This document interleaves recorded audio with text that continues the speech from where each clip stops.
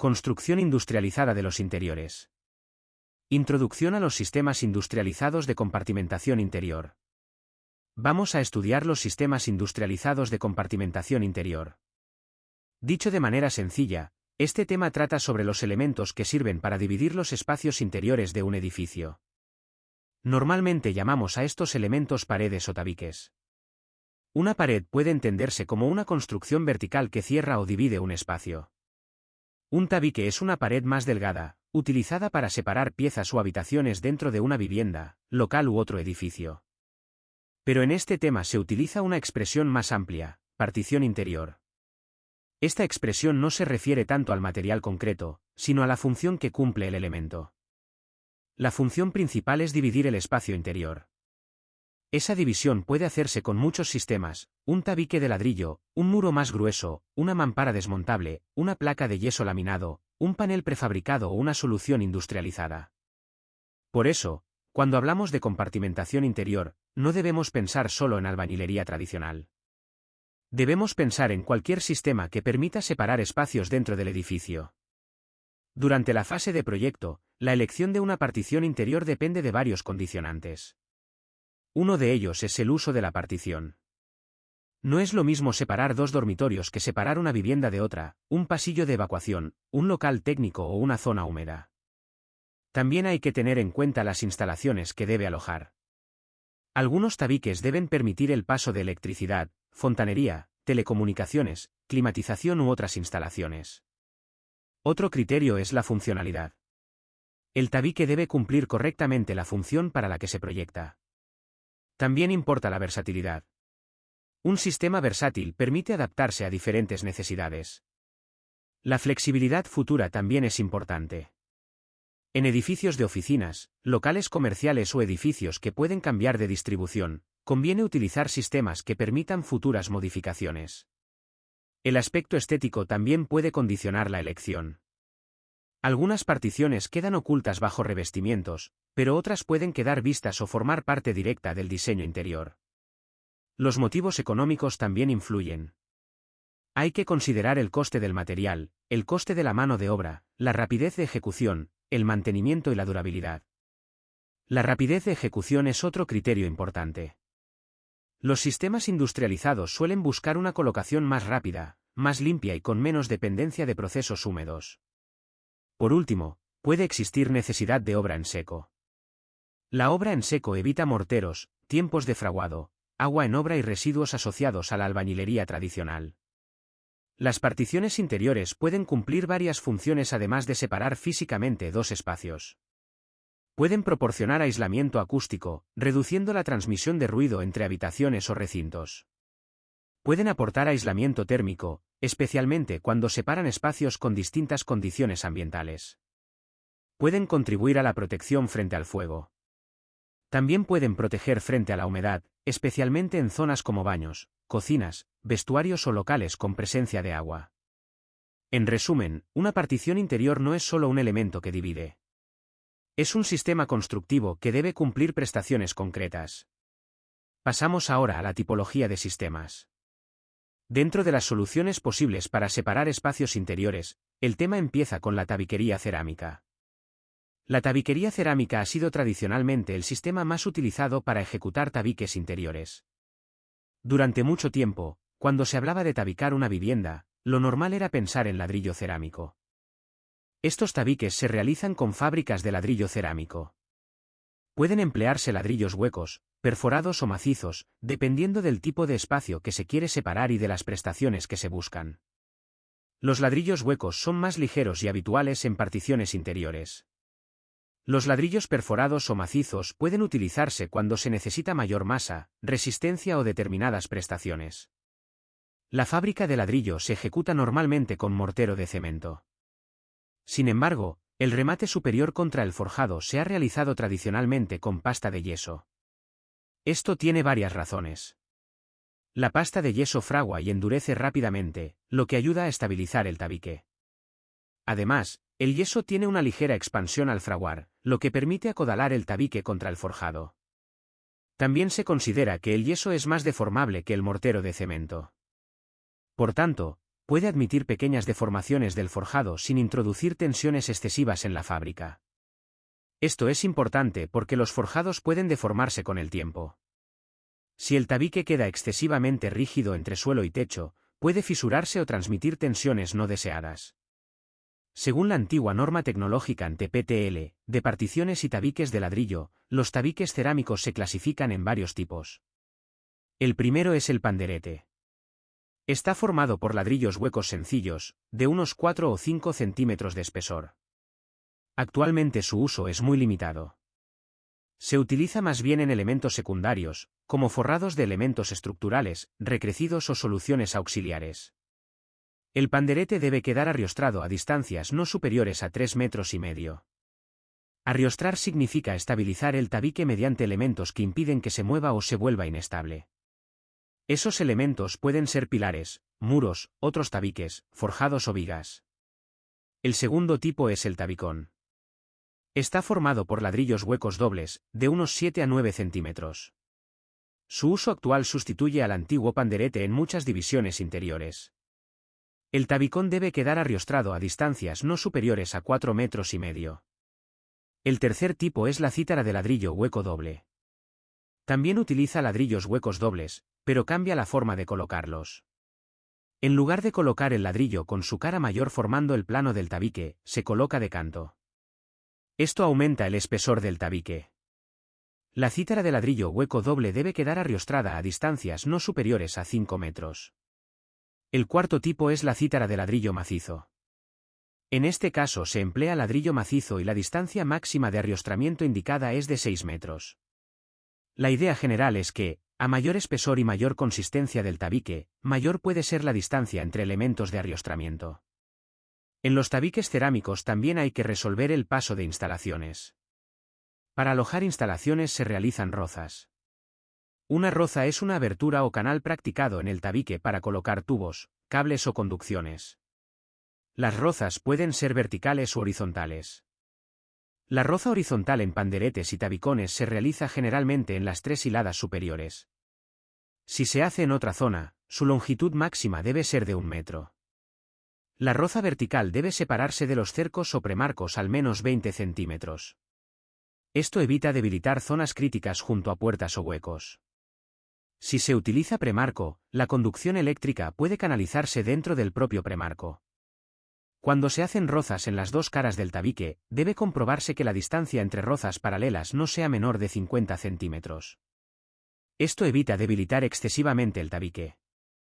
Esta parte es importante porque las instalaciones pueden afectar mucho al comportamiento de una partición. Un tabique que originalmente tenía una sección suficiente puede perder capacidad si se llena de rozas mal ejecutadas. Después aparece el ladrillo cerámico de gran formato. Los ladrillos de gran formato permiten ejecutar tabiques con mayor rapidez y con menos juntas. Se consideran ladrillos huecos de gran formato aquellos cuya longitud supera los 300 milímetros y cuyo grosor es igual o superior a 40 milímetros e inferior a 140 milímetros. La ventaja de estas piezas es que cubren más superficie con menos elementos. Esto reduce el tiempo de ejecución y el número de juntas. Una variante son los ladrillos cerámicos prefabricados con yeso. Están formados por un núcleo interior cerámico y por una capa de yeso extrusionado, normalmente de 1 centímetro. El yeso extrusionado permite conseguir elevada planeidad en el acabado. Además, las piezas suelen tener terminaciones machembradas, lo que facilita una ejecución rápida en obra. Las medidas usuales indicadas son de 86 por 33 centímetros, con anchuras entre 5 y 10 centímetros. Por tanto, dentro de la tabiquería cerámica encontramos desde soluciones tradicionales de ladrillo pequeño hasta piezas de gran formato con mayor grado de industrialización. Pasamos ahora a la tabiquería de hormigón. Los tabiques de piezas de hormigón admiten diferentes formatos y medidas. Entre ellos aparecen los tabiques de bloque hueco de hormigón, los bloques de hormigón aligerado y los bloques de hormigón celular. El tabicón o tabique de bloque hueco de hormigón suele tener medidas de 40 por 20 centímetros, con espesores entre 7 y 10 centímetros. Se ejecuta con mortero de cemento Portland. Tiene características parecidas a la tabiquería cerámica. Una ventaja es que, en determinados usos como fábricas o comercios, puede no necesitar revestimiento si se acepta su acabado visto.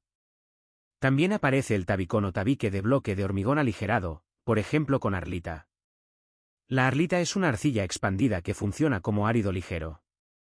Al emplear áridos ligeros, el bloque pesa menos que un bloque de hormigón convencional.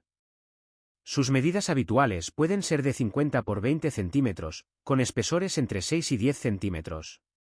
Otro sistema es el bloque de hormigón celular, como los bloques tipo Eaton.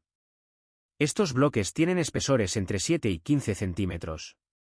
La longitud habitual de las piezas es de 62,5 centímetros, y pueden tener alturas de 25 o 50 centímetros. El hormigón celular es un material ligero, con poros en su masa, lo que mejora su manejabilidad y determinadas prestaciones térmicas. La idea clave de la tabiquería de hormigón es que ofrece piezas relativamente industrializadas, con mayor formato que el ladrillo tradicional y con posibilidades de acabado, resistencia o ligereza según el tipo de bloque. Pasamos ahora a la tabiquería de placas y paneles. Primero se estudian las placas de yeso o escayola. Estas placas son elementos formados por una masa de yeso y escayola. Tienen forma de paralelepípedo, es decir, una forma geométrica similar a un bloque rectangular. Sus dos dimensiones mayores forman la superficie de la placa, mientras que el espesor es sensiblemente menor. Con 3 o 4 unidades puede ejecutarse aproximadamente 1 metro cuadrado de tabique. Los bordes perimetrales de cada placa van machembrados. El machembrado es una unión en la que una pieza tiene una parte saliente, llamada macho, y la otra tiene una ranura o hembra. Esto permite encajar unas placas con otras y mejorar la continuidad del tabique. Además del yeso o la escayola, estas placas pueden incorporar aditivos para mejorar algunas propiedades. Aunque existen muchos tamaños, las dimensiones más habituales son unos 50 centímetros de altura, ancho entre 65 y 70 centímetros, y espesores de 6, 7, 9 y 10 centímetros. El espesor se elige en función de la altura y del uso del tabique. Para cumplir las exigencias de estabilidad y resistencia mecánica, se aconsejan límites de longitud entre elementos rigidizadores. Para tabiques de 6 centímetros de espesor, la longitud no debería superar 5 metros. Para tabiques de 7 centímetros, la longitud no debería superar 6 metros. Para tabiques de 9 y 10 centímetros, puede llegar a 8 metros. En cuanto a la altura, los tabiques de espesor igual o inferior a 7 centímetros no deben superar 3 metros y 60 centímetros. Los tabiques de espesor superior a 7 centímetros pueden alcanzar 4 metros y 60 centímetros. Los adhesivos y pegamentos utilizados para unir placas forman parte de cada sistema o patente. Por eso deben usarse los productos indicados por el fabricante. Esto es esencial para evitar fisuras y asegurar compatibilidad con el material de las placas. La ejecución de estos tabiques no debe empezar hasta que la obra permita proteger las placas frente a la intemperie, especialmente frente al agua. Esto implica que la cubierta y las fachadas deben estar terminadas, las bajantes colocadas y el tendido de yeso en techos ejecutado en la planta donde se va a trabajar. La razón es clara, el yeso y la escayola son sensibles al agua. Si se mojan antes o durante la ejecución, pueden perder prestaciones, deformarse o deteriorarse. En la unión inferior, se recorta la lengüeta inferior de la placa y se apoya sobre una maestra. Si el tabique se coloca sobre el solado, debe fijarse un rastrel de madera o una banda elástica antes de comenzar. La unión entre placas se realiza mediante machembrado, colocando las juntas verticales contrapeadas hilera por hilera. Contrapear juntas significa evitar que las juntas verticales coincidan en líneas continuas. Esto mejora la estabilidad y reduce la aparición de fisuras. Las piezas se colocan de forma que el borde ranurado quede en la parte superior, para recibir el macho de la placa de la hilada superior. Antes de encajar, se aplica adhesivo. La unión superior con el techo debe dejar un espacio libre de 2 o 3 centímetros. Ese espacio se deja para prever deformaciones de los elementos estructurales. Después de un tiempo, se rellena con pasta de yeso, escayola o adhesivo. En las esquinas y uniones en T, las placas se disponen alternando la entrega hilada a hilada. Para recibir cercos en huecos, se realizan 3 o 4 orificios en las jambas, donde se sitúan los puntos de anclaje del cerco. Tanto si el cerco es metálico como si es de madera, se recibe mediante adhesivo en los huecos previstos. Después se estudian los paneles de yeso. Los paneles son elementos de yeso y escayola parecidos a las placas, pero de mayor altura. Su altura puede alcanzar la distancia completa entre suelo y techo. A diferencia de las placas pequeñas, estos paneles solo tienen machembrado en sus bordes de mayor longitud, para unir unos paneles con otros y formar el tabique. En su interior tienen alveolos verticales. Estos alveolos reducen el peso del panel y pueden servir para llevar conductos de instalaciones. Como en las placas, los paneles pueden incorporar aditivos, fibra de vidrio, áridos ligeros u otros componentes para mejorar prestaciones. Las dimensiones habituales son alturas de 2,85 m o 3 metros. El ancho puede variar entre 67 y 56 centímetros. Los espesores usuales son 7 y 9 centímetros.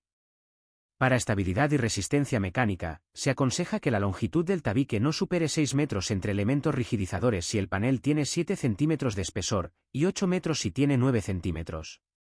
En altura, se pueden superponer paneles, pero sin superar 3,60 m para paneles de 7 centímetros ni 4,60 m para paneles de 9 centímetros. La ejecución de los paneles exige un replanteo preciso en planta, igual que en los tabiques de placas. La unión entre paneles se realiza encajando el macho de un panel en la hembra del panel contiguo, después de aplicar adhesivo en todo el borde. El encuentro superior con el techo depende de la deformación esperada de la estructura. Si se considera que la estructura ya ha deformado todo lo que se espera, los paneles se levantan con una palanqueta hasta pegarlos al techo con adhesivo. En el suelo se mantienen en esa posición mediante cuñas. El espacio inferior se rellena con mortero de yeso o con una pasta de adhesivo y yeso o escayola. Pero esta hipótesis es discutible, porque la deformación diferida de una estructura puede tardar años en estabilizarse. Si se prevé que la estructura todavía puede deformarse, se deja una separación superior de 2 o 3 centímetros. Esa junta se rellena posteriormente con adhesivo, cuando ya se ha producido la máxima deformación posible. Este punto es fundamental. Si el panel se coloca rígidamente entre suelo y techo y el forjado se deforma después, el tabique puede fisurarse o comprimirse. En las uniones en esquina y en T, los tabiques que entregan se pegan directamente al tabique con el que forman ángulo, usando adhesivos y repasando la arista. En algunos sistemas existen piezas especiales en forma de L o T que facilitan la ejecución. Para recibir cercos, el dintel del hueco puede formarse colocando un panel en posición horizontal, con un apoyo mínimo de 10 centímetros sobre los paneles laterales. En las jambas del hueco se realizan 3 o 4 orificios para situar los puntos de anclaje del cerco. Por último, aparece la tabiquería autoportante de yeso laminado. Este sistema se define como una compartimentación interior no desmontable, formada por una estructura ligera de perfiles de chapa de acero galvanizada.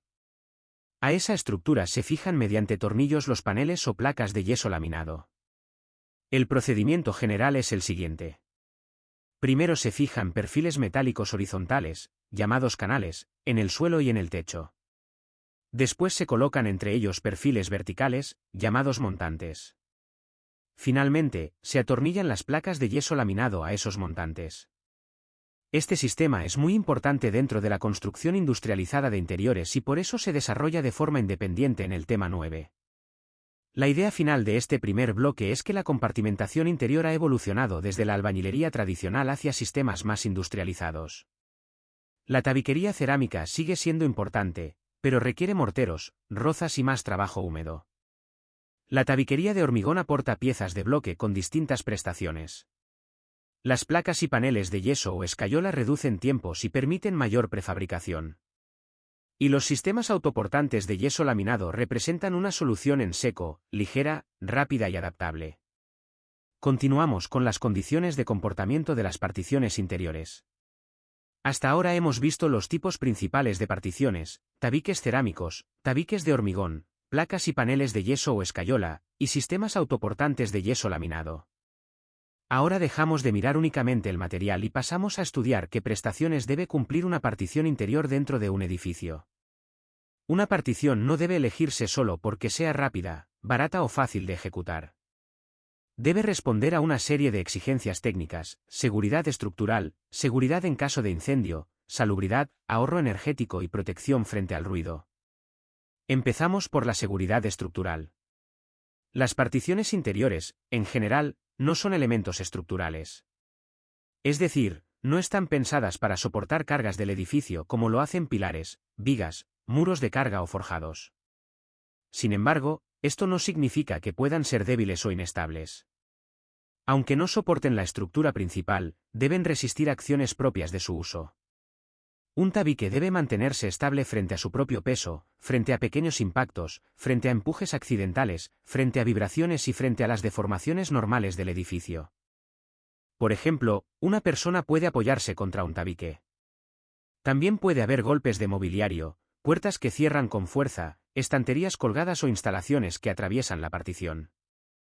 Por tanto, una partición interior debe tener estabilidad suficiente para no fisurarse, no volcar, no deformarse excesivamente y no poner en riesgo a los usuarios. En los sistemas tradicionales, como la tabiquería cerámica o la de bloques, esta estabilidad depende de factores como el espesor del tabique, la altura, la longitud, el tipo de pieza, el mortero y el arriostramiento. El arriostramiento es esencial. Un tabique muy largo y muy delgado puede comportarse mal si no está conectado a otros elementos que lo estabilicen.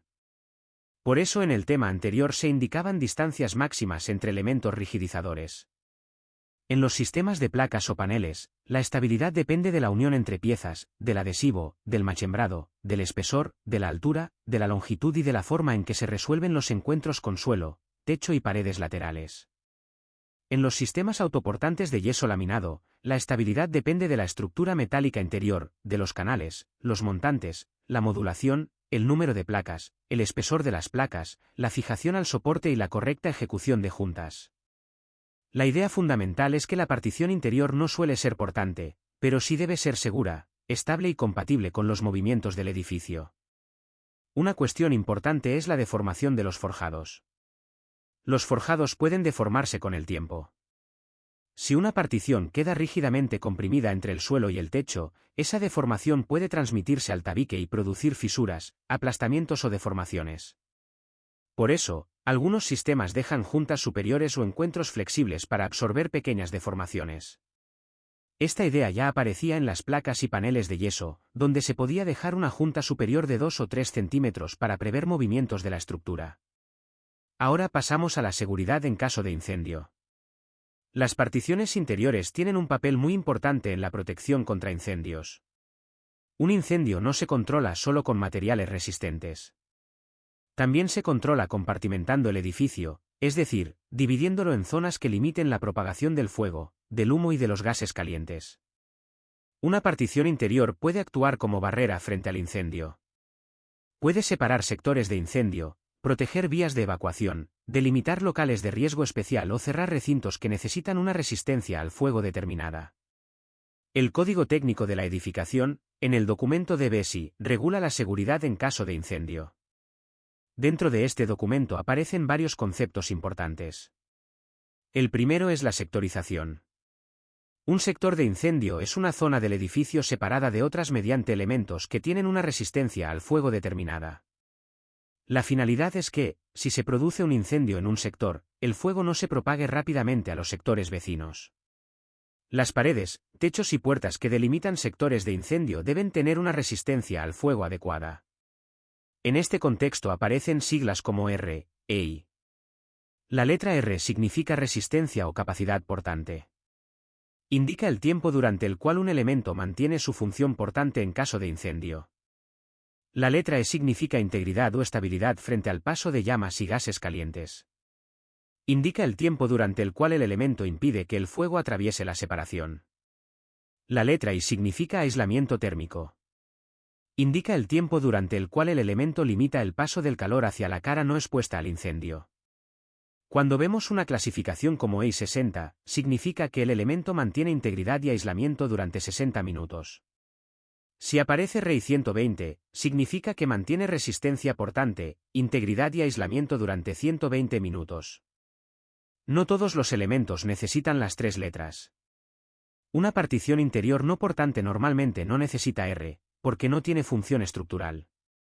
En ese caso suele hablarse de EI. Una puerta resistente al fuego puede incorporar clasificaciones como EI 230C5. Aquí EI indica integridad y aislamiento. El número 30 indica 30 minutos. La C hace referencia al cierre automático, y el número asociado indica la durabilidad o frecuencia de uso del sistema de autocierre. En el documento se explica que la clasificación C5 se refiere a una utilización muy frecuente, con 200.000 ciclos de ensayo.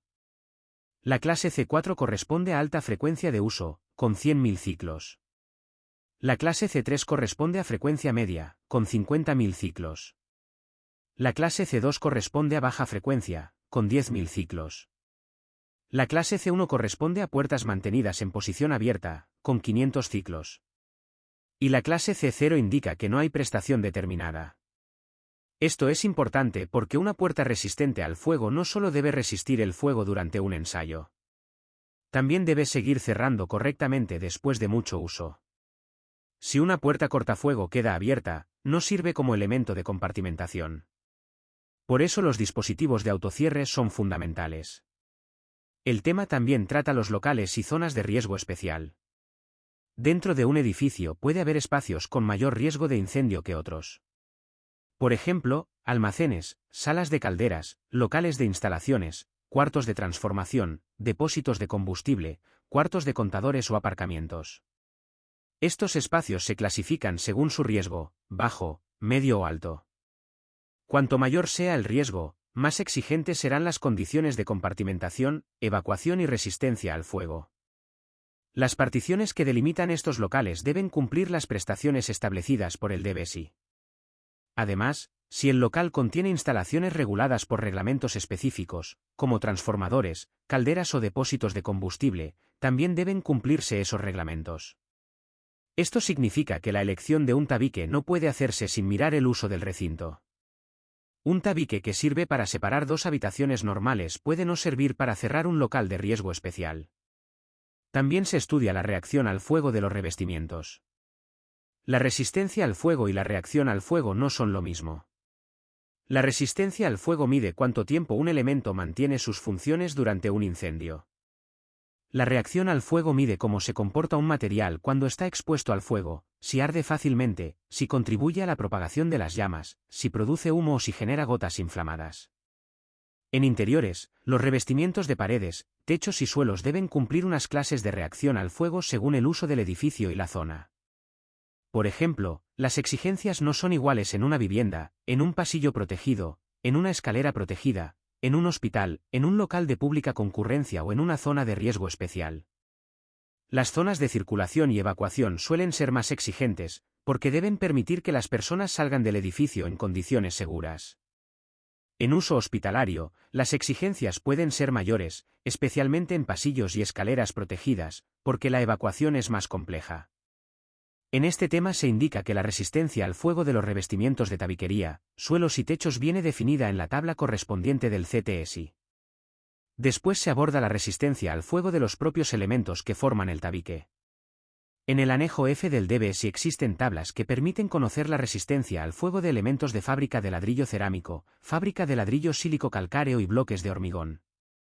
Estas tablas se aplican a muros y tabiques de una hoja, sin revestir, enfoscados con mortero de cemento o guarnecidos con yeso, con espesores mínimos de revestimiento. Esto es importante, la resistencia al fuego de una fábrica no depende solo del material base. También depende del espesor del tabique, del tipo de pieza, del revestimiento y de si está revestido por una o dos caras. En soluciones formadas por dos o más hojas, puede adoptarse como valor de resistencia al fuego del conjunto la suma de los valores correspondientes a cada hoja, siempre siguiendo el criterio indicado por el DBSI. Por ejemplo, un sistema de doble hoja puede alcanzar mayor resistencia al fuego que una hoja simple, porque hay más masa, más espesor y más recorrido para el paso del calor. El documento también aclara una cuestión de clasificación. Que una tabla indique una clasificación EI para un elemento no significa necesariamente que ese elemento no tenga capacidad portante frente al fuego. Puede ocurrir simplemente que no se disponga de la clasificación REI correspondiente. Es decir, la clasificación disponible no siempre describe todas las capacidades posibles del elemento. Cuando trabajamos con sistemas industrializados, como placas de yeso laminado, mamparas o paneles específicos, la resistencia al fuego normalmente no se deduce solo por espesor. Debe apoyarse en ensayos, certificados o documentación técnica del fabricante. En los sistemas de yeso laminado, por ejemplo, la resistencia al fuego puede variar mucho según el número de placas, el tipo de placa, el espesor, la estructura metálica, el aislamiento de la cámara y la forma de montaje.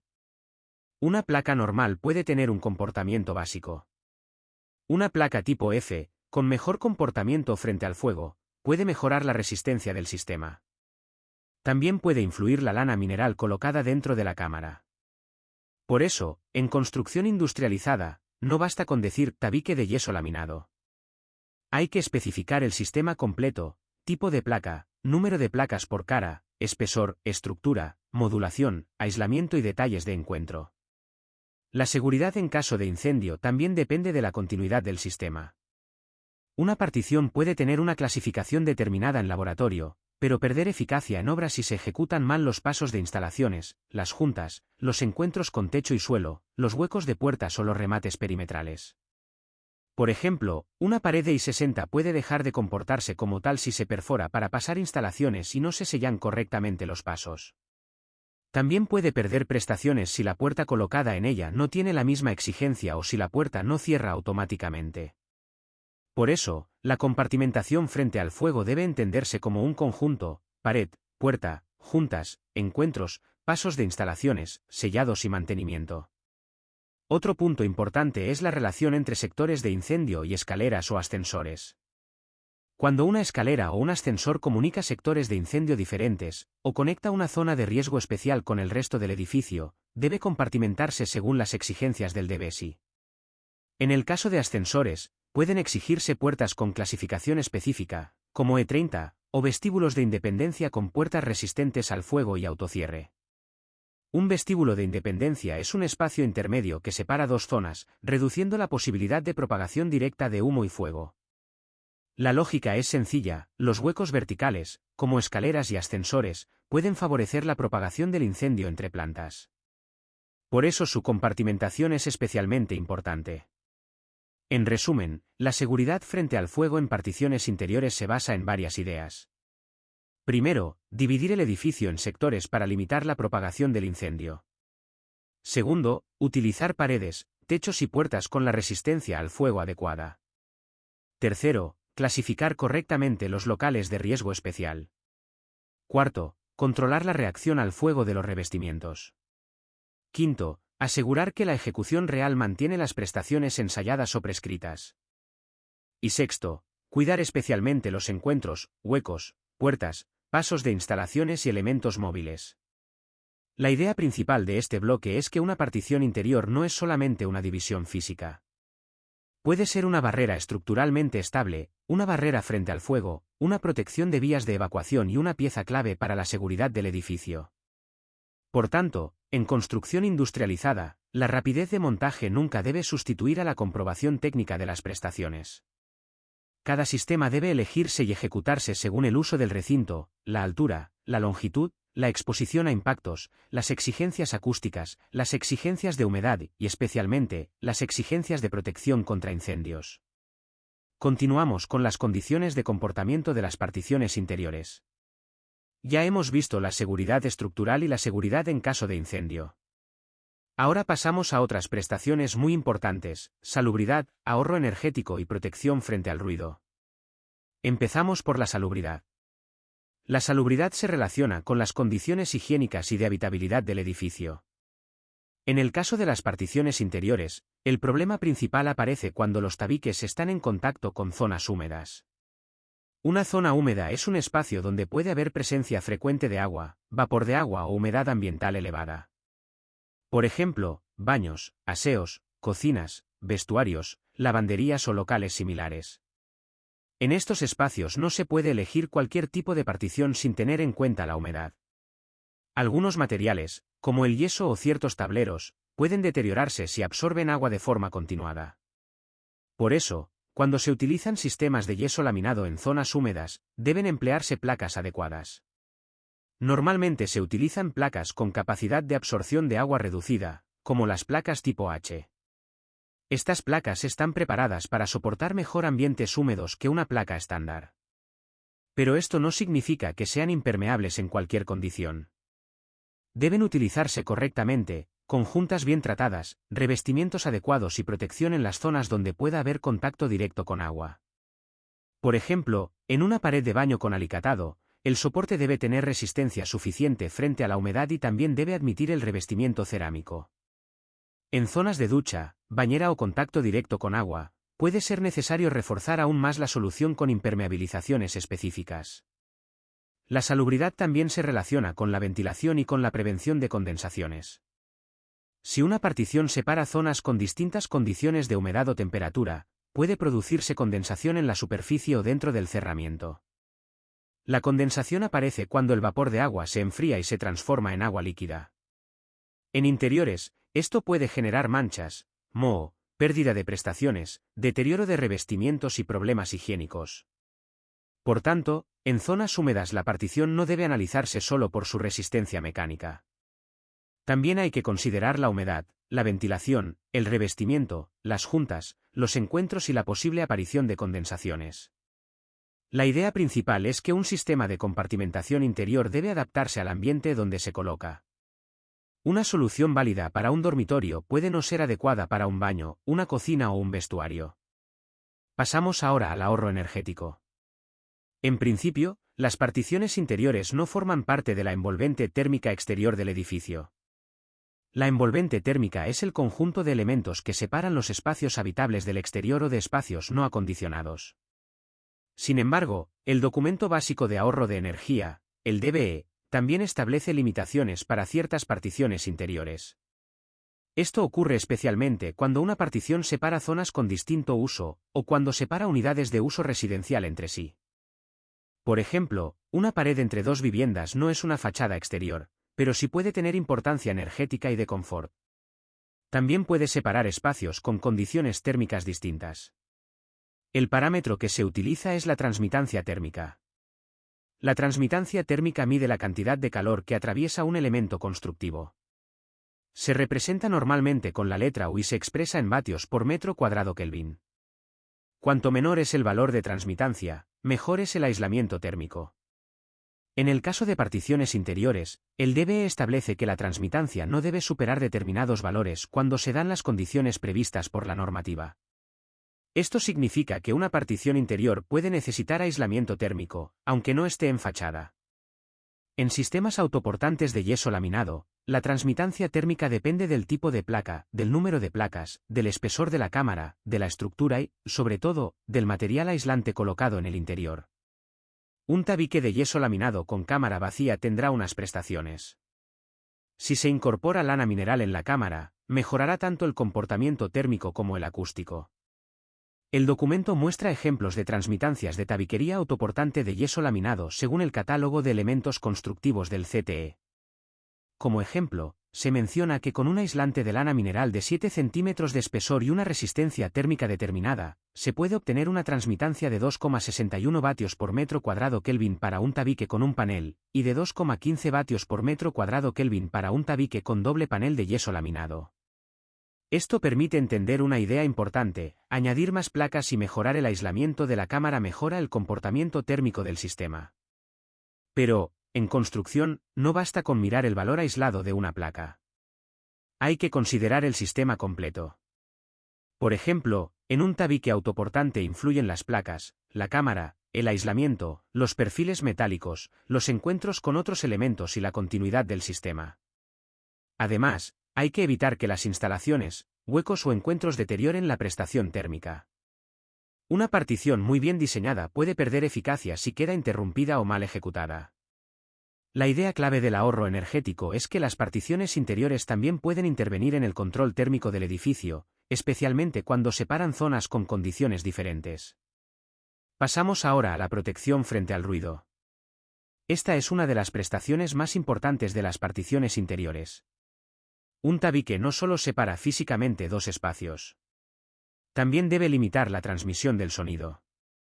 El sonido puede transmitirse de varias formas. Puede pasar directamente a través del tabique.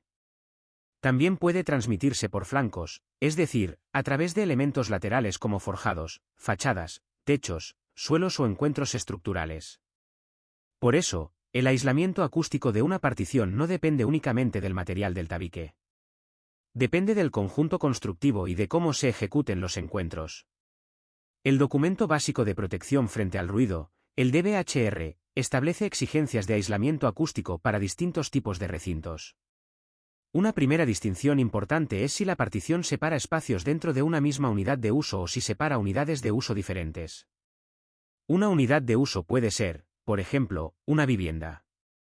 Dentro de una vivienda, las exigencias acústicas son menores que entre una vivienda y otra. No se exige lo mismo a un tabique entre dos habitaciones de la misma vivienda que a una separación entre dos viviendas, entre una vivienda y una zona común, o entre una vivienda y un local de instalaciones. Por eso, el DBHR clasifica los elementos de separación y define valores acústicos mínimos. En particiones interiores dentro de la misma unidad de uso, las exigencias suelen ser menores. En cambio, cuando una partición separa distintas unidades de uso, las exigencias aumentan. En estos casos, el aislamiento acústico debe impedir que la actividad de un recinto se transmita de forma molesta al otro. Por ejemplo, la separación entre viviendas debe controlar conversaciones, televisión, música, golpes, instalaciones y otros ruidos habituales. En el tema se recogen figuras y tablas del DBHR donde aparecen los tipos de tabiquerías admisibles. Entre ellas se incluyen soluciones de fábrica apoyada directamente, soluciones de fábrica con bandas elásticas, soluciones de entramado autoportante y combinaciones con trasdosados. Una idea esencial es el apoyo elástico. Cuando una tabiquería se apoya directamente sobre el forjado, puede transmitir vibraciones con más facilidad. Si se introduce una banda elástica, se reduce la transmisión de ruido por impacto o por vibración. En sistemas de yeso laminado, las bandas acústicas tienen una función parecida. Se colocan en los canales inferiores, superiores y laterales para desacoplar parcialmente el tabique de la estructura. Este desacoplamiento ayuda a mejorar el aislamiento acústico, porque reduce los caminos rígidos de transmisión. Otra idea clave es la masa. En sistemas tradicionales de fábrica, el aislamiento acústico mejora normalmente al aumentar la masa. Un tabique más pesado suele aislar mejor frente al ruido aéreo que uno muy ligero, aunque esto no siempre es suficiente por sí solo. En sistemas ligeros, como los entramados autoportantes de yeso laminado, el aislamiento acústico no se basa únicamente en la masa. Funciona mediante un sistema masa. Esto significa que hay una placa en un lado, una cámara con material absorbente en el interior, y otra placa en el otro lado. La placa actúa como masa, la cámara y el aislante actúan como elemento elástico o absorbente, y la segunda placa vuelve a actuar como masa. Este sistema puede conseguir buenos aislamientos acústicos con menor peso que un muro macizo, siempre que se ejecute correctamente. Pero el rendimiento depende de muchos factores. Depende del número de placas por cara. Con más placas, aumenta la masa y suele mejorar el aislamiento. Depende del espesor de la cámara. Una cámara mayor puede mejorar el comportamiento acústico. Depende del tipo de aislante. La lana mineral suele ser útil porque es un material absorbente y elástico. Depende de si las estructuras de ambas caras están conectadas o independizadas. Si las dos caras comparten la misma estructura, puede haber más transmisión. Si se independizan, el aislamiento mejora. Y depende mucho de la ejecución de juntas, encuentros y pasos de instalaciones. Una pequeña fuga puede deteriorar notablemente el aislamiento acústico. El sonido se cuela por rendijas, huecos, cajas eléctricas mal selladas, encuentros con techo, encuentros con suelo o juntas mal ejecutadas. Por eso, en acústica, la continuidad y la estanqueidad son fundamentales. El documento muestra también una tabla con parámetros acústicos de la tabiquería. Estos parámetros permiten comparar distintas soluciones y comprobar si cumplen las exigencias del DBHR. Aunque no memoricemos todos los valores, si debemos entender el criterio, el sistema debe elegirse según el tipo de separación que resuelve.